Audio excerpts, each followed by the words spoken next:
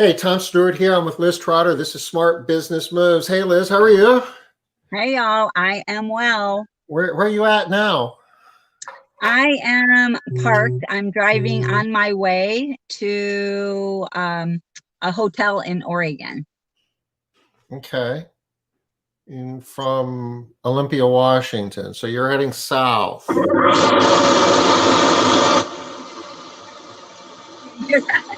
Did you just flush the toilet? What was that?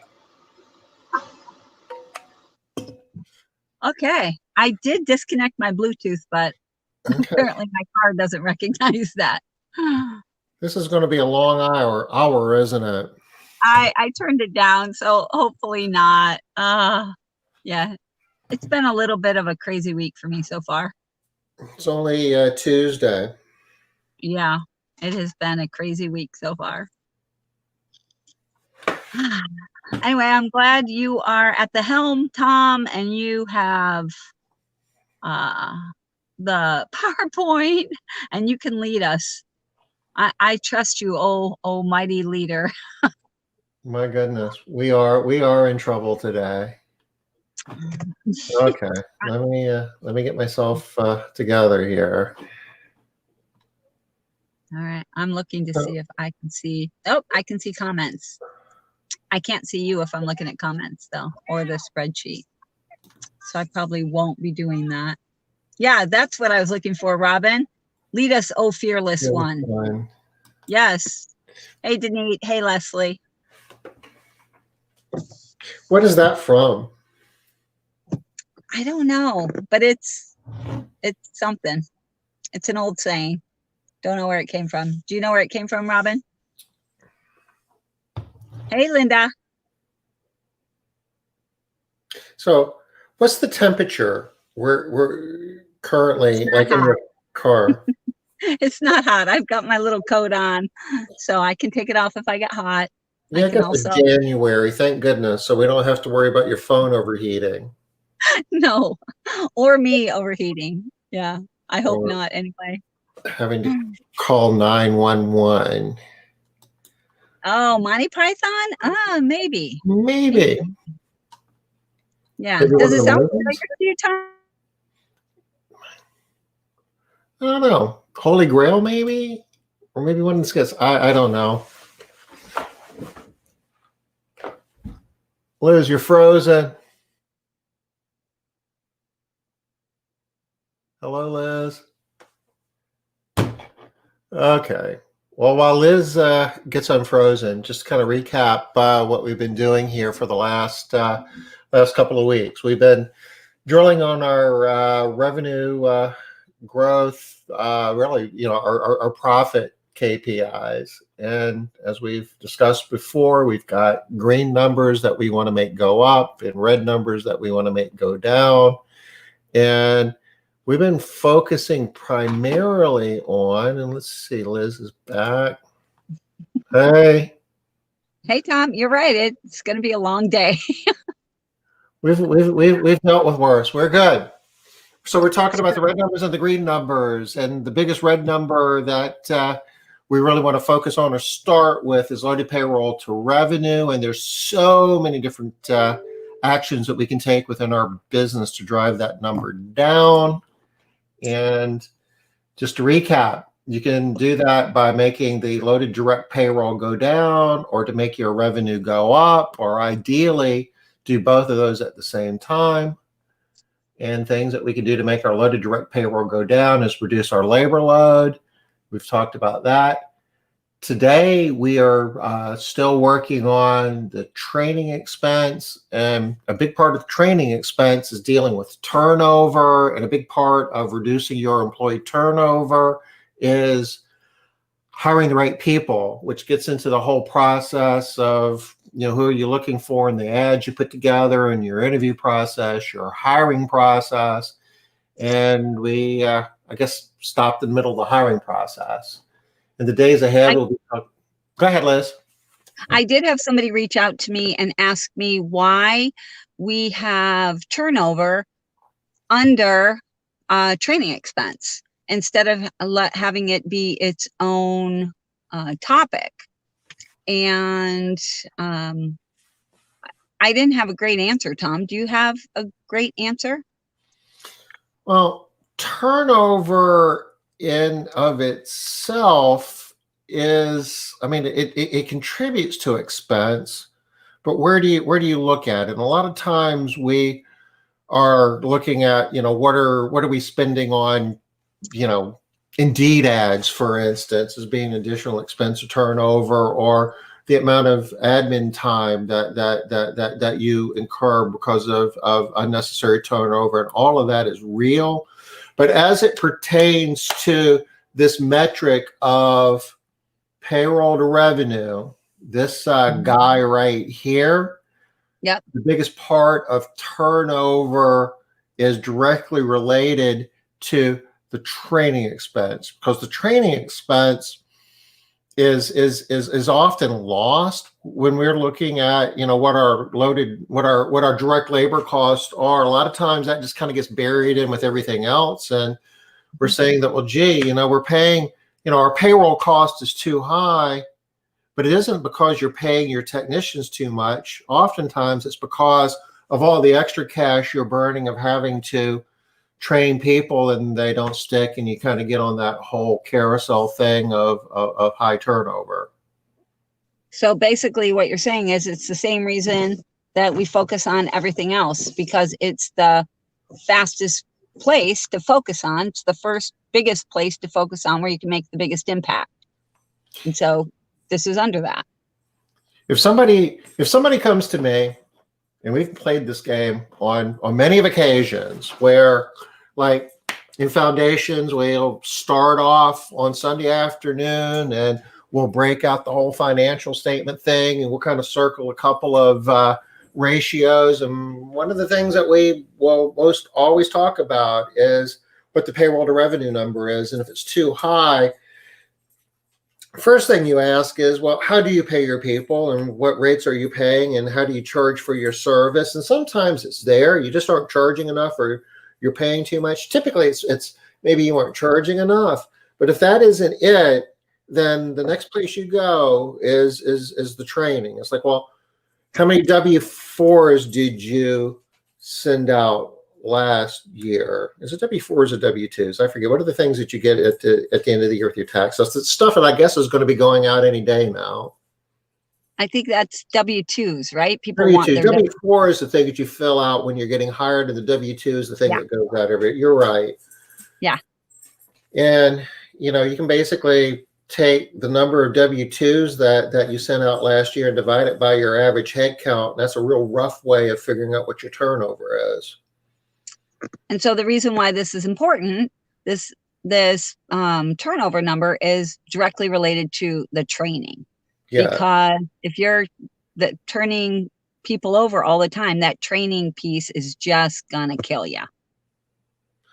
Because you can talk about, like, the couple of weeks that you spend while you're in training, the loss in productivity that your trainer is going through, and a lot of times people will wash out in the first couple of days, as you've talked about. It's like, you either want that person to work there 2 days or less, or for a year or more.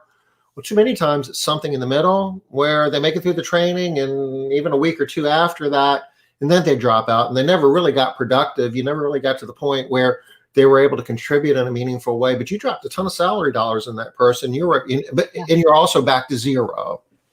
Yeah. Doing it again. I don't think that we address this anywhere, but I was thinking about it on my drive, actually. We never really address sunk costs, which is really a big thing when people are hiring. So we focused a lot on cutting people quickly and making sure that you get rid of them. But what if they stay past the 2 days? Then what I have found a lot is that people will then try to save them at all costs. It's like, so anybody that makes it past whatever your day is, 2 days, a week, whatever, they make it through training, then that's it. We're going to hold on to them forever, no matter what it costs us. And this idea of sunk costs, I think, is really important for people to be evaluating regularly whether or not this person is a good person in the company, instead of just getting stuck on, well, they're a good cleaner.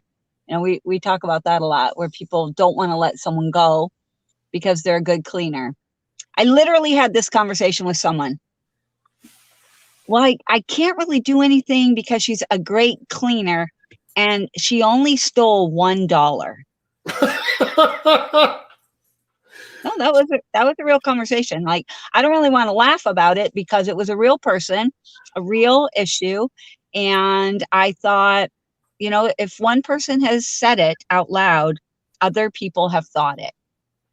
And so she was actually thinking that it was only that. I guess that's how strong people get tied into this idea of sunk costs, that I've already paid all this money. I've already put all of this in, can already count on this person, and I can't let them go, holding on to them at all costs, even when they're not a good fit.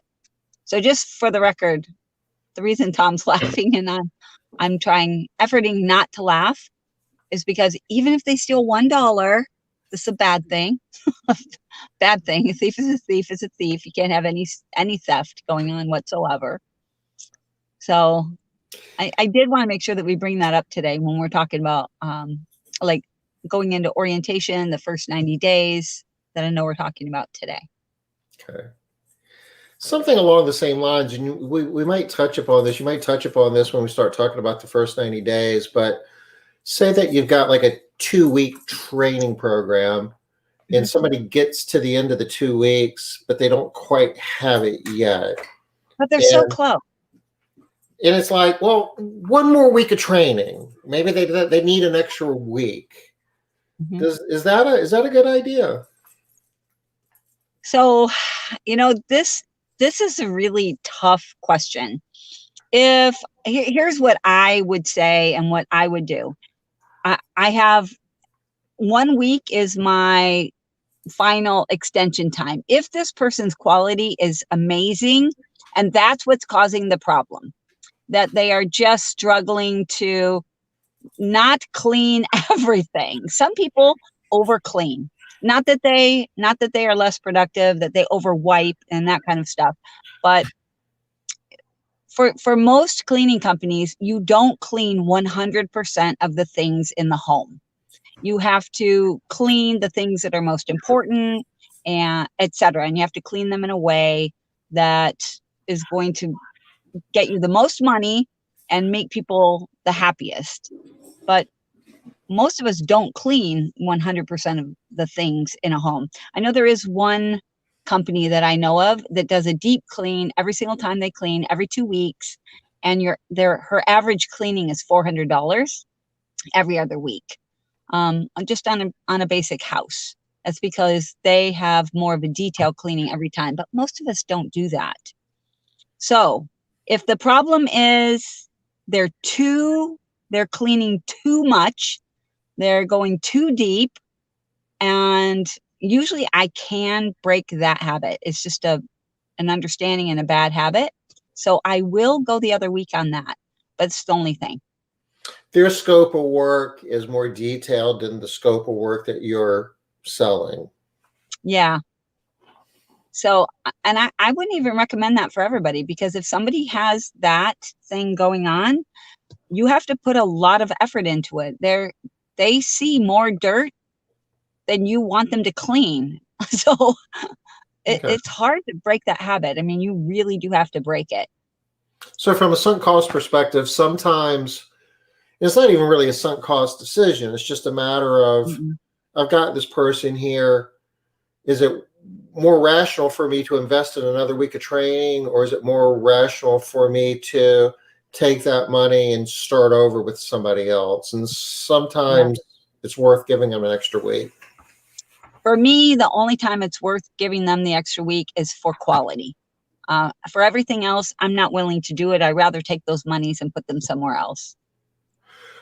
Okay, Robin is asking the question that's related to the chart that you're still efforting for, and you're gonna. I'm so sorry, Robin. I did look for it today, and I've been on a really tight time frame all day today. I looked for it, couldn't find it. Was like, oh, okay, I'll just get it for them tomorrow. I can for sure have it for you tomorrow. If I can't find it, I'll recreate it, because it's not that big of a deal.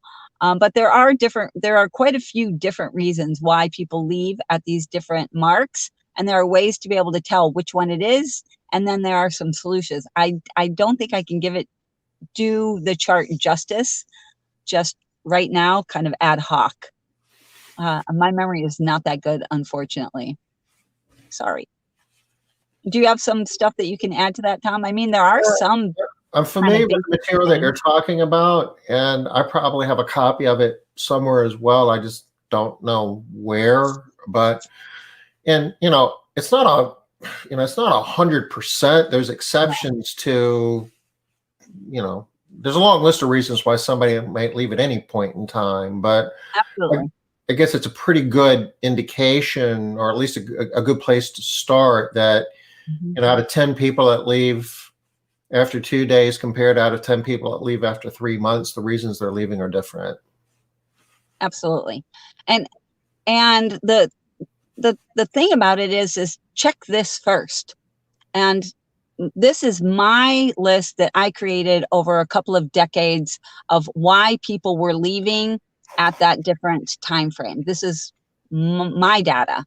And it wasn't 100% those reasons either. It was just the majority of the time. I'll give you a good example. If somebody no calls, no shows for their very first day of service, there are quite a few different reasons why that can actually happen. The main reason for me that usually happens is I didn't set it wasn't about expectations. It was about, I didn't find out enough about them, and if this was the type of job that they might actually want, would be a good fit for them. I kind of rushed them through the process. They seemed like they'd be a good fit, and I offered them the job. But really, they didn't want this job. They were just going through the motions for whatever reason. That's the majority of the time what's going on there. There are other reasons why people can apply and jump through all your hoops and not show up the first time. On the first day, I had a girl, true story, that did not show up for the first day of work. I assumed it was along the same lines, but no, her car was stolen on the first day. And she was so traumatized by having her car stolen that morning when she went out to go to work, she just couldn't remember where the phone number was and how to call, and thought she wasn't going to be able to get her job back. So a week later, she called me. She produced a police report showing that her car was actually stolen, and she ended up working out great for me for the next 6 years. So it's not always the same. It's not always that. Like, your point is great, Tom, that it's not 100% of the time, but the majority of the time. More times than not, if somebody no show, no calls on the first day, that's leading indicator that this might not work out to be a great hire. Yeah. And sometimes it's through no, sometimes it's uncontrollable. The Department of Labor has these things that they call barriers to employment, that maybe she thought she had transportation and that didn't work out. Maybe in her ride, maybe she thought she had daycare lined up, but whoever was supposed to be helping her with daycare, didn't come through, and it was just not well planned. Or sometimes people are in situations where they're kind of desperate, and they know it's going to be a long shot, that all these things are going to work out, and maybe they weren't even really expecting to get the job to begin with, and you make them an offer and they accept it, and so, okay, now what I'm going to do? And they're really not ready. Yeah. They can't do it. Yeah. They can't make it happen. Yeah. It's very common for that first day. So that's what the chart is like. And I will have it for you tomorrow, Robin. I promise. I did not forget about it. I will have it for you. I just don't have it for you today. And now that we're making you wait for it, doesn't it seem like it's going to be so amazing? I can't wait. I know. It's just a very simple little Excel chart. It's nothing amazing. I'm like, oh my gosh, how could I make it seem better? Yeah, it's not amazing. So don't get too excited by it. We wanted to talk a little bit, or at least I wanted to talk a little bit more in detail about matter, meaning measure and accountability, because Mhm.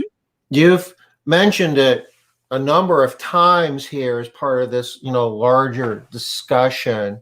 But I don't know if we've ever really stopped and done a deeper dive on what matter, meaning measure, and accountability is and why it's important.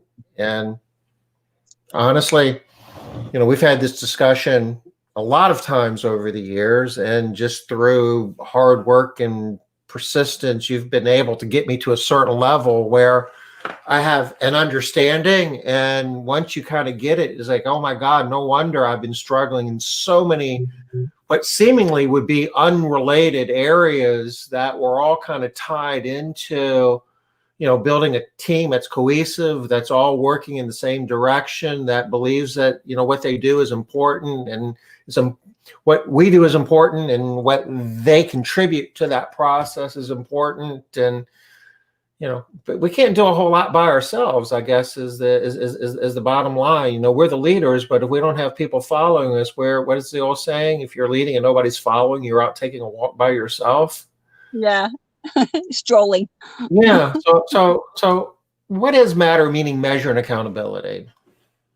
All right. So matter, meaning, measure, and accountability is something that I sort of put together from reading a lot of different books. These are the things that keep getting brought back to when anybody's talking about retention, why people like their jobs, why people don't like their jobs, what makes them stay, all of the different research that you hear about and read about that talks about why people stay at their jobs and why they don't. And so this is what that came from. If you have ever read a book by Patrick Lencioni, he talks about these first three also. His book is Three Signs of a Miserable Job. And so it's a little bit different, but basically he's talking about these first three. The three signs of a miserable job is people feel like they don't matter. And it's a little bit different, of course, than what I'm saying, because this was just sort of extrapolated from a lot of different books, that they don't feel like there's any kind of value in the work that they do on a bigger picture, that there's no real meaning in what they're doing. And then the measurement is, yeah, that's the book. They also have a workbook. I'm pretty sure he has a workbook too. He has quite a few different books. And then the measurement piece is they don't know how to tell if they're doing a good job or not, if other people can see it. Having that measurement, whatever it is, in any way, gives people an easy way to be able to measure what they're doing. So one of the examples I like to use with this is back in the day, for those of us that are older, you might remember that when you used to go to the hospital, if you had an owie or something, and they would say, how much does it hurt? And you would say, a lot or a little. And the doctor really had no idea how to deal with that. And then I can't remember when it was, but I want to say I was in grade school when they started asking you on a scale of 1 to 10, how strong is the pain? Oh, that was so much easier. So much easier. I knew it wasn't a 10. I knew it wasn't a 1. I could sort of play with those numbers. And so that made it easier to even talk about the pain. And so measurement just makes it easier for people to be able to talk about how good or how bad things are.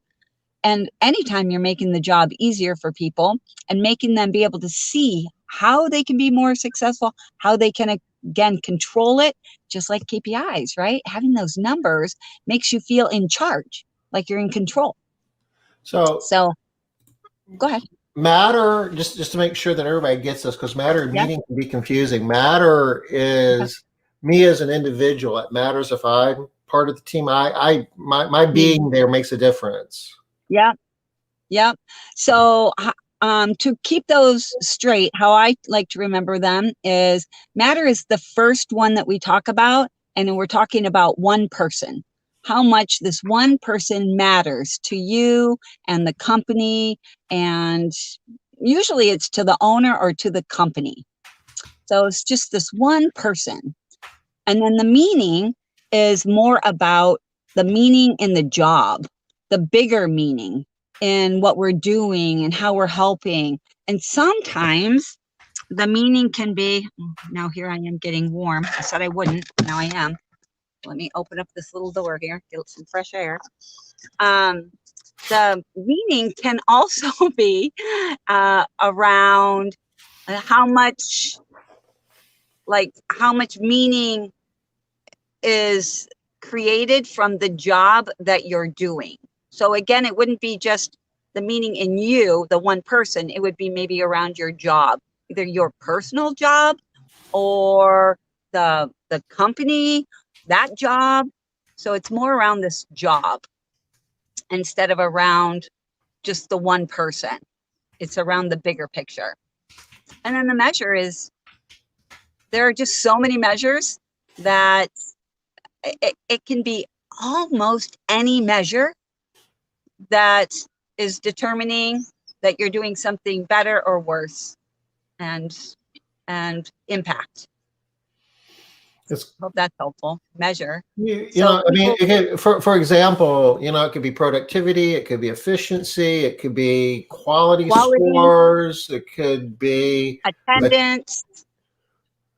We like to kind of do composites of all of those and weight them and come up with an overall performance score. And it's kind of a conglomeration of, you know, metrics such as that. I mean, at Made Central, we do it based on attendance, efficiency, productivity, and quality scores to come up with a composite score. So when you're coaching and providing feedback, it's kind of cool. And it's like, well, what do I need to do to get my number up? And then you can kind of drill down on each one of those and say, well, you know, it was your attendance is what really kind of pulled that down. And if you can get that back into something that would you know, be in compliance, look how awesome your score would be. Yeah, I love that. The way that you just framed it, Tom, is perfect. It's always about what your future could look like.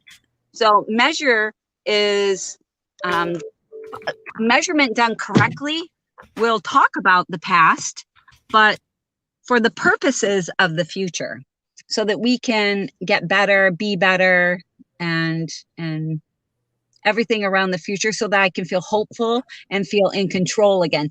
Very similar to the KPIs. You need to get your KPIs and you need to know what the historic numbers are, but not for the purpose of lamenting about, oh my gosh, they're terrible, for the purpose of controlling them.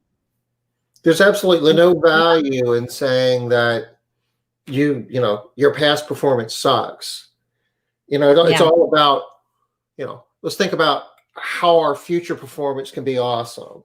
And this is what that needs to look like. And this is what your numbers will look like when your future performance is awesome. Yeah. And so you have to look at the past to be able to get that, but you want to move on from that as quickly as possible.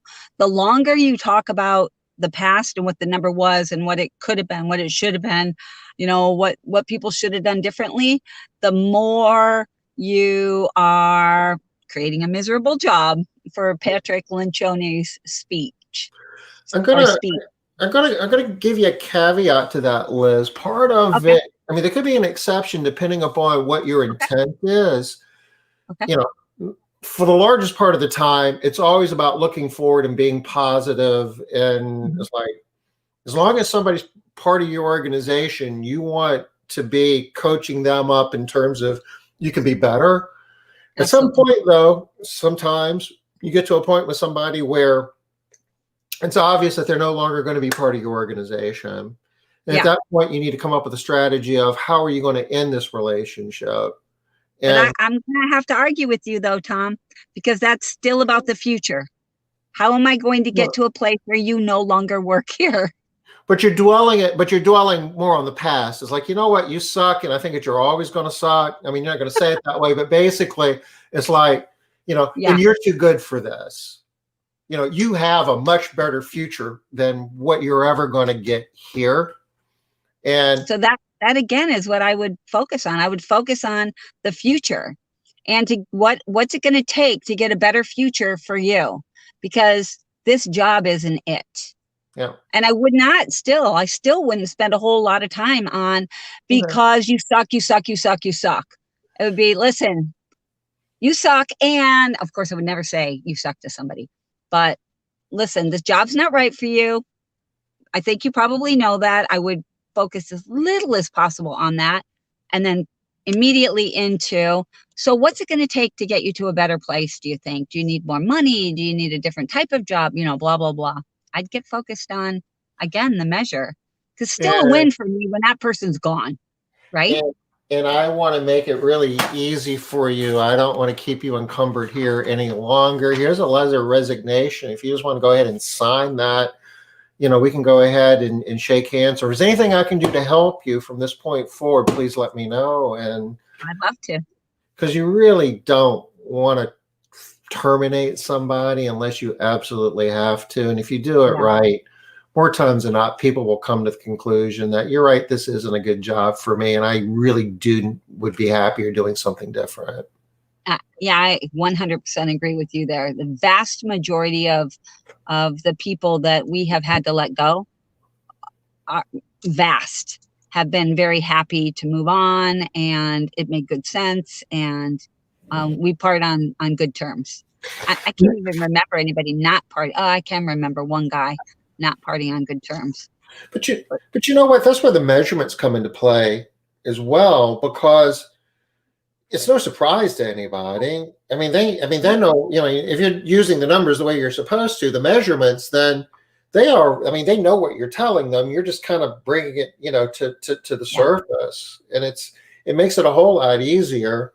The thing that you don't want to do is have somebody underperforming and they don't even have a clue. And then when one day you pull them aside and try to have that discussion, that doesn't, that's just bad management at so many levels. Right. So I'm going to give you a great example of that, Tom. That is perfect that you brought up, because this is one of the big places where people will get messed up.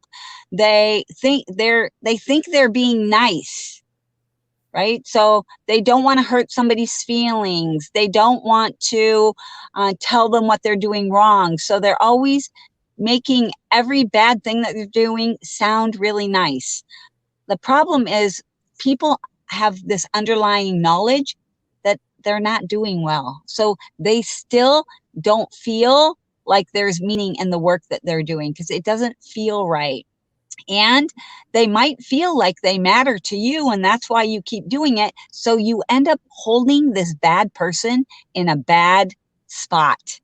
They end up staying with you because they know they matter, but their measurement is bad. They're not providing meaning. There is no meaning in what they're doing, and they don't feel good, which brings us to accountability. So I used to only have matter, meaning, and measure.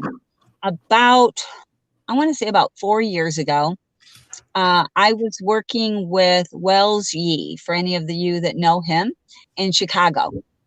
And what we kept running into over and over and over again is we would have matter, meaning, and measure, but without the accountability piece, they weren't recognized.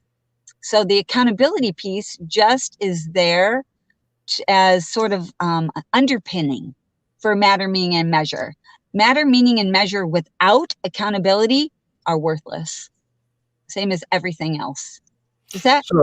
So as a leader in the organization, what do I do to create the accountability? What action steps do I take? What does that look like? So the first thing is, well, maybe not the first thing. The first thing that comes to mind for me is that you are very clear and open and direct about problems, which the measurement can do for you, right? Can have you be very clear, direct, and open. You don't really have to say anything. Just don't obfuscate. Don't lie with the numbers. Make sure that the numbers are reporting the truth of the situation, and then focus in on where the problems are. not for the purpose of telling somebody what's wrong or what they're doing wrong again, but for the purpose of bringing to light a problem so that the future can be better. So the accountability piece is just acknowledging the truth of the situation so that the future can be better. And I've seen you do this before, and part of it is creating some sense of ownership, because you start having these discussions and then all kinds of excuses start popping up that, well, this is what happened, and my mom did this, my teammate did that, and well, it was Wednesday, and kind of getting to the point where you've got to own this. These are your numbers and this is your performance. It's not personal. I think you're a wonderful person. And it's not because I'm sharing this with you, not because I don't like you. I'm sharing this with you because I respect you too much not to. Yeah, it is very much like the teacher in school that said, I'm hardest on you because I see your potential. I mean, if you ever had that happen, it doesn't feel like they see your potential. If you want to think about it, the lazy way out is not to do that. And I mean, you're being sincere when you say that. And, absolutely. This is work, but it's work that you get back. This is an investment because your life gets so much easier in so many different ways when you do this.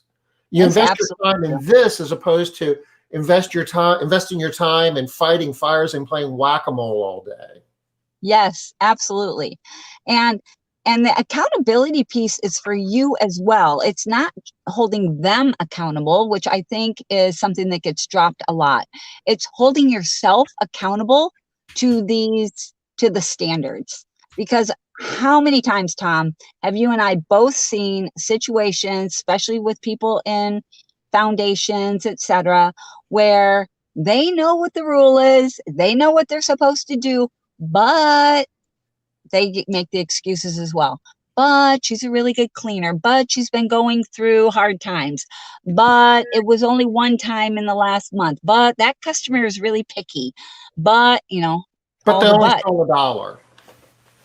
Right. That's right. Yeah, I love that you have written on here that there is no win-lose. Yeah, with accountability, it is definitely a win-win for everybody. So I do like to listen for when I hear people saying that they're too nice. Too nice is almost always, I haven't found a time anyway when it wasn't a lack of accountability, a problem in that area. So one of the things that we talk about this a lot in some other programs, is you have an obligation to be the leader that your people need you to be. And when you talk about accountability, tough love is still love, right? I mean, it's hard. I mean, if you're not used to doing it, I've seen a lot of people struggle with that. It is very, very hard. It's one of the hardest things for people to do in leadership, is to find a comfortable way to hold people accountable, because it doesn't have to be painful. It doesn't have to be hard. The people just have to really understand that the good of the company is good for all of us. Yeah. And these standards are set in place because we have to meet them. We all do. And, the outcomes you get are all over the board. And there's some people that it's just going to be a mutual understanding of this isn't really the career environment that's going to be a big part of your future. And everybody understands that. And, that's a good outcome, clear the slate there. And we're trying to reduce turnover, but, that's part of the process. But on the other side of it, there's other people that will embrace the challenge. And it's a whole nother level of self-actualization. I mean, that's getting a little bit esoteric, but they feel better about their job. They feel better about themselves. They can feel better about life in general. And, we've seen this where people say, this is the first job I've had in my life, and I really felt like I'm successful, that I'm actually doing something that's important, and I'm really good at it. But it didn't Yeah. start out that way. It started out with attendance issues and performance issues and sometimes other, performance impacting issues. And you had to have the tough discussions to get beyond it. And really, And that accountability piece really, it does matter. You can think about in your own life too. I know I can think about in my life that when I think about the hard times that I had to go through where I really could see what I was doing wrong and I couldn't figure it out. It was hard. I had to get through it. I had to work through it. On the other side, I feel good about me. So that whole idea of self-value, what's the word that people are always saying? They try to give people I can't even remember what it is right now because it doesn't make sense. They're trying to make people feel like they are sorry, I'm trying to grasp it in my head and it's not coming. You know how that goes. sounds like, looks like, I'm not sure. It's when like this feeling that you get when you did it yourself. Like living vicariously? No, it's how I personally feel when I did it myself. I feel very very confident, very again, I can't think of it.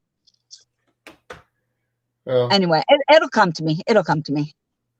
So on the surface, this might look like a little bit of a detour in the context of turnover as it relates to our training expense, as it relates to loaded payroll to revenue, but understanding what matter, meaning, measure, and accountability is and how to use it in your organization is going to reduce your turnover. It's going to get a higher level of compliance with everything else that you're trying to do in the organization, which means people are going to be more productive, more efficient. We haven't got to that yet, but when we get to productivity and efficiency, a lot of that really comes down to, are your people, are your cleaning professionals, are they engaging in a way that they're committed to doing what it is they're supposed to do? Or are they giving you the minimally viable outcome with some low level of compliance? And that makes a huge difference in terms of what all the numbers look like, which result in your direct labor cost being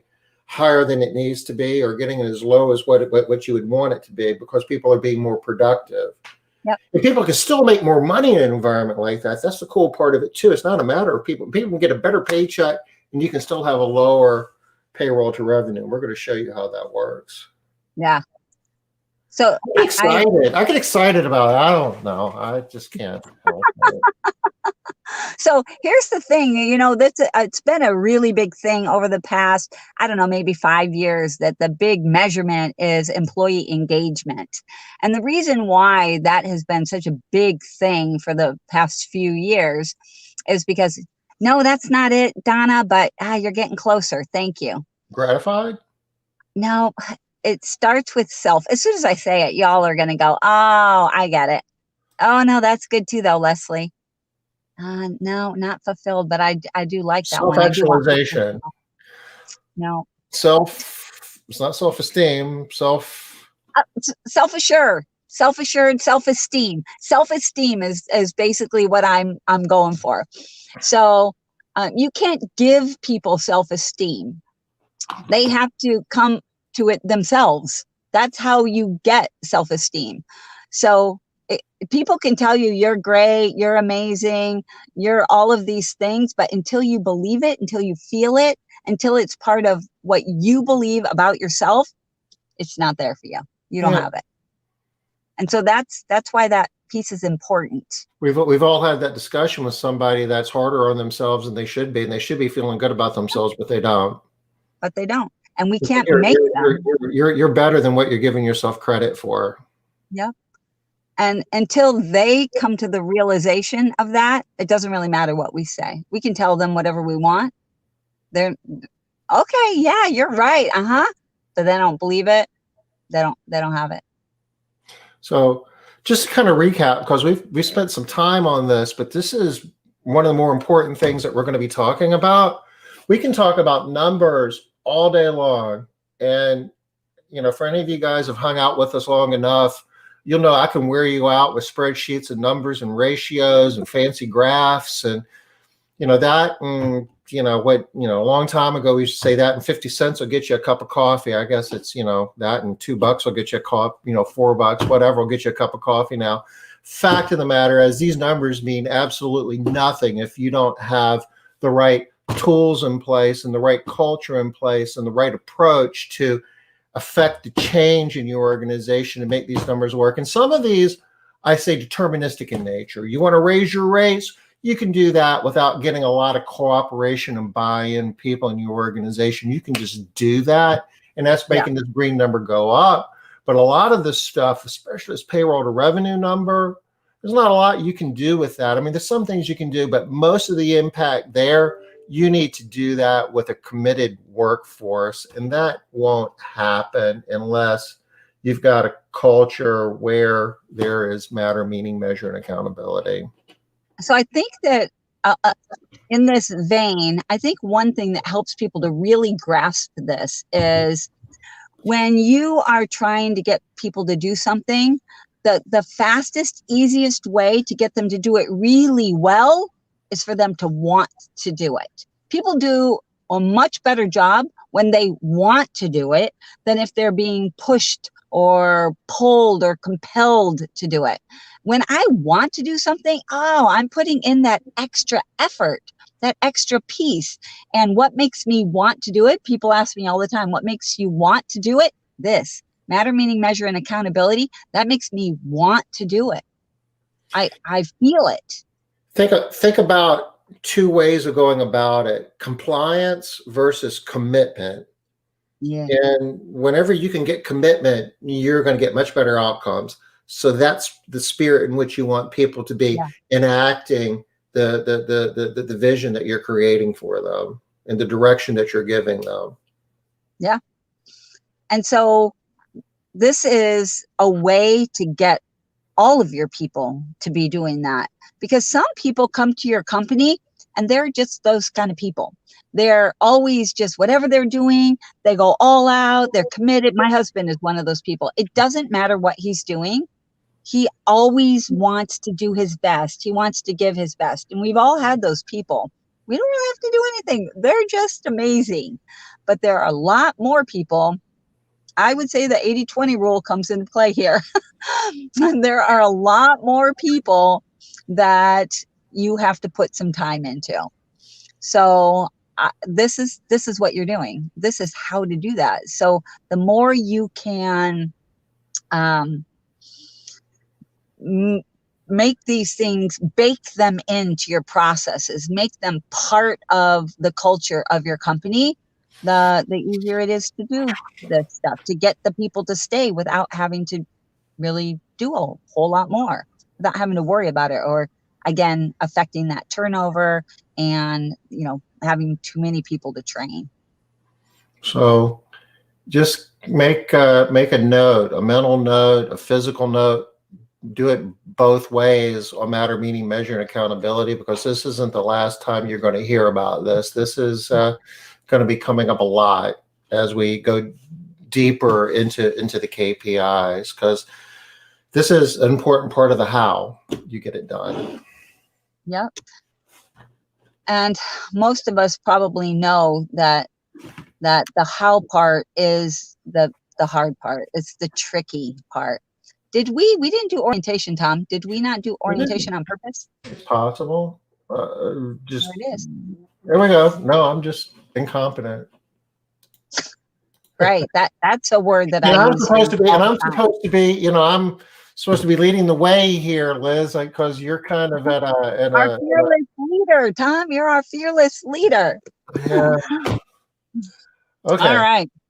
So orientation, the reason why we have orientation broken out is because orientation is really a key time to be able to really begin the process of bringing matter, meaning, measure, and accountability into at the forefront of the company for people, so that they begin to, so I talk a lot about feeling it, right? Not just talking about it. The people need to feel like they matter and that there's meaning, and they need to understand about the measure and accountability, but they need to feel the matter and the meaning. It's for this, I like to think about, let's say you have a child, and you have two kids, and you really love the one and the other one is a pain in your butt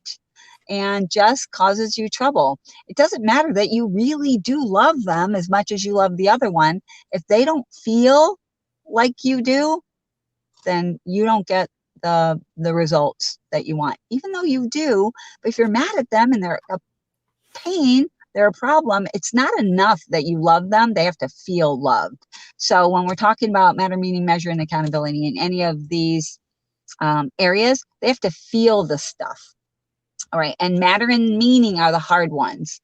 So with orientation, this is your first really good opportunity to make them feel like they belong at your company. People who feel like they belong somewhere don't want to leave. There are tons of books around this too. I'm sure you guys have read or heard of Tribes, or all of the Seth Godin work about, gosh, there's just so many out there. What's his name? Brunson, Paul Brunson. He talks a lot about this, and just making people get a part of a group, feel like they're part of a group. So when you can do that, they're going to stay longer, and this is your very, very first chance. And you do this by starting with why they matter and explaining what the meaning is, and showing them that there's meaning either in their job, their individual job, or in the job of the company. And if you can figure out for your company where the meaning is, then it's going to be much easier to be able to pass that information on. I think Tom's Footwear has always done a really good job of this. That if you buy a pair of shoes from Tom's, they donate a pair of shoes to another part of the country where they don't have shoes. And anybody that works at Tom's is like, I am actually helping to get people shoes and across the whole world. So, I mean, that's kind of powerful. That makes you feel good. And especially millennials. So we're talking about, the different workforce that we have. People complain a lot about millennials. They're really hard to get engaged, to keep. They're never happy. They're so entitled. You hear that a lot with the millennials, but it's not really that they are entitled. And maybe it is. I'm not going to argue that point. But what I can tell you is they want more. They just feel like they deserve more. They want more, but they don't want more stuff. It's not that they think they deserve more. It's they feel lacking, like they're lacking something. What you can give them is meaning. And you can give them a feeling of self-worth, self-value. You can't really give it to them. They have to get it themselves, but you can show them that they matter, and they will begin to feel that way, showing them how they matter, showing them where the meaning is in the company. So orientation is your first opportunity for that, because you can talk about your company and what you do. You can ask them questions. How do they think they can contribute to whatever it is that you're doing? Do they think they would like that? Would they enjoy it? How would it make them feel? So having some of those conversations in orientation, I think, is at least as important as beginning the training process about which sponge to use or which product to pick up or whether you're wearing an apron or not. I'm not discounting any of those things. I'm saying those are important, but this is just as important to I think maybe engage. I think maybe one way to help illustrate that is to kind of talk about how not to do it or ways that it can be done very poorly. You know, somebody shows up for their first day of work and nobody pays any attention to them. Nobody introduces them to anybody. Nobody really explains anything. It's like, there, grab a caddy and a mop and, hop in a car. We're going to go to Mrs. Jones's house. Mm-hmm. Do I matter? Is there any meaning at all to what I'm doing here? This is No, just, it's just a job. Yeah. How many times have you seen it where somebody walks in, they've got their uniform on, they're looking around, they don't know what they're supposed to do. Their teammate starts to leave and says, "Hey, where's the new girl? Isn't somebody supposed to be here?" And they're like, yeah. "Am I the new girl? I think I'm the new girl." And they're already wrong. Isn't she supposed to be here? Where is she? Come on, we're supposed to go. Why do you want to make your new It's like people you've feel been wrong? here for 5 minutes. You're screwing up already. Come on.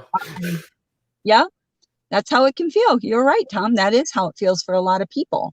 So having that set as part of your orientation is from the moment they pull into your lot, what do they see? I know a company, I think this is a great idea. I always meant to do it, but I never have, is first day parking. And so you tell them it's the very best spot in the company. So when you come to work tomorrow, it'll be your first day. The very first spot is yours. It's prime parking. Make sure you park there. So first spot parking, they can I love park in that. that first spot. I know, me too. I've never heard that. And then when they get there, when they walk in, who's going to meet them? Who is their buddy? Who is their wingman? Who's going to walk them through the process? Who's going to say hi? Just hi, because sometimes, at least in my business, maybe not in y'all's business, but sometimes the mornings can be a bit chaotic.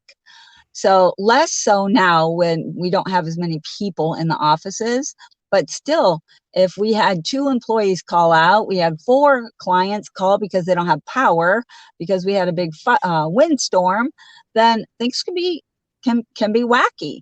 And people could just be running around trying to get stuff done and not even noticing the poor gal standing there.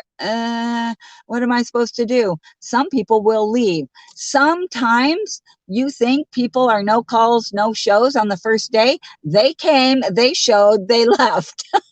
You didn't even know they were there. So that's a thing too. So who's going to meet them? Who's going to meet them at the door? Have that set up in advance. And what is that person's job? What are they going to do with this person on the first day? Are they going to walk them through the office? Are they going to introduce them?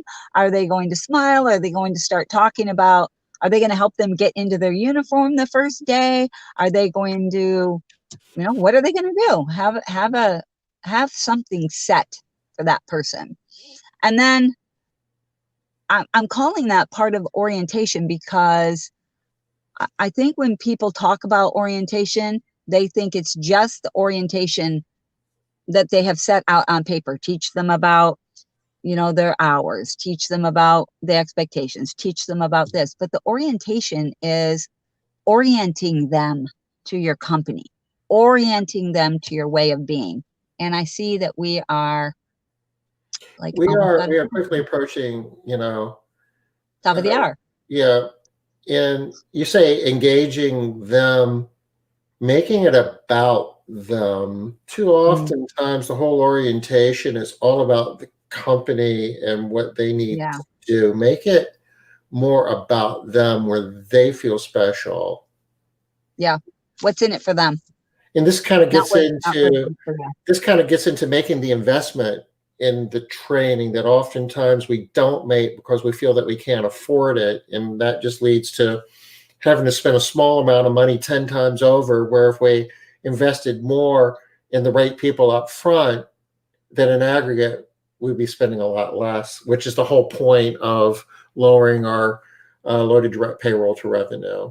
And you just hit on something really good, Tom, right there too, that a lot of times we don't want to do all of this stuff because they're not going to last anyway. Why am I going to waste my time and energy and money and all of this other stuff, they're not going to be here. Most of them aren't even going to be here in 3 days. Wrong attitude, right? You You got get to what figure you out. get what you expect, and if that's your expectation going in, it will be self-fulfilling. And truth. That's the truth right there. All right, Tom, we are out of time. It's We'll be 3:01. back here tomorrow. 10.